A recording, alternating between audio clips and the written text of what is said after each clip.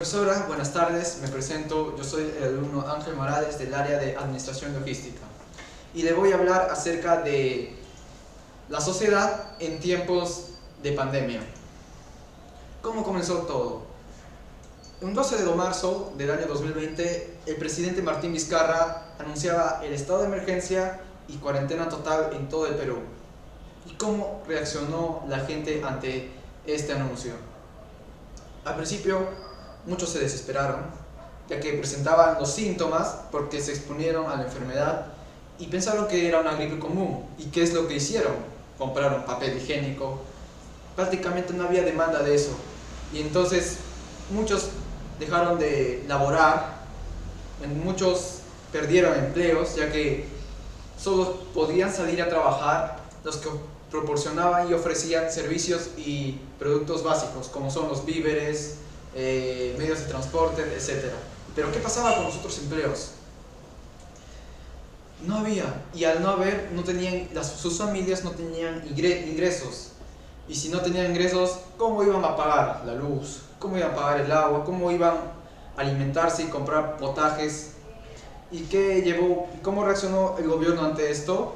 Dando bonos cada cierto tiempo para poder, por así decirlo, cubrir sus gastos básicos, por así decirlo, a la pobreza y extrema pobreza en específico.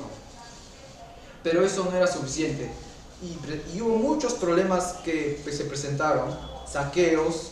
Por ejemplo, en mi mercado y en otro mercado vecino hubo varios saqueos hubieron en esas fechas, pero de poco a poco se calmaron las cosas, poco a poco comenzaban a salir a trabajar y poco a poco más o menos se normalizaron las cosas.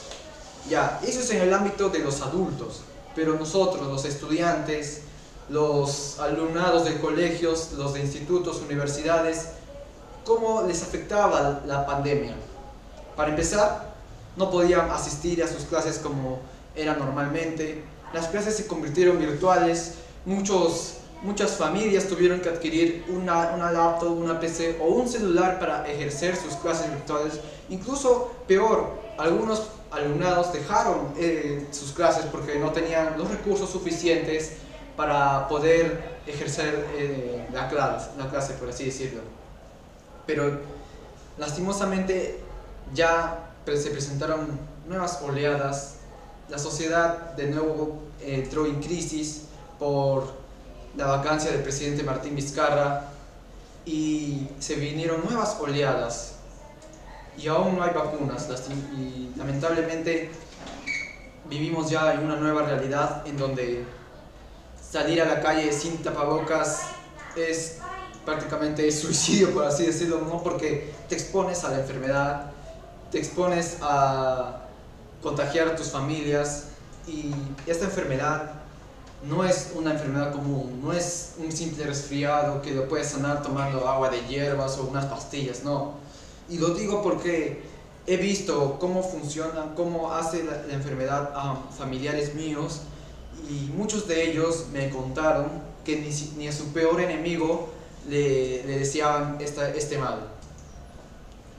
Ojalá se pueda solucionar, ya que la sociedad al estar encerrada se estresa mucho, no pueden salir, no pueden laborar y laborar desde casa ha sido muy complejo y no pueden generar ingresos como se vienen haciendo antes de la pandemia. Pero ahora hablemos de ventajas y desventajas que pasaron. Ventajas: al no poder salir de sus casas, la capa de ozono se regeneró, la delincuencia disminuyó de a poco y prácticamente la naturaleza volvió de más a mucho mejor, por así decirlo. También al estar encerrados con nuestras familias pudimos pasar un tiempo con ellas, ya que no podíamos salir y los domingos prácticamente era una reunión familiar, ¿no? Ya eran reuniones familiares más seguidas, nos comprendimos, nos entendimos mejor, ya que antes cuando no estábamos en la pandemia salíamos y a veces no teníamos ni tiempo para hablar de la familia, para convivir, etc. En las desventajas podemos hablar o podemos decir que las personas afrontaron su salud mental, ya que estar encerrado no es bueno, ¿no? Al menos debemos salir un rato a caminar, a relajarnos, pero no se podía y las mayorías de las actividades que se hacían habitualmente afuera las tuvimos que hacer dentro de nuestras casas.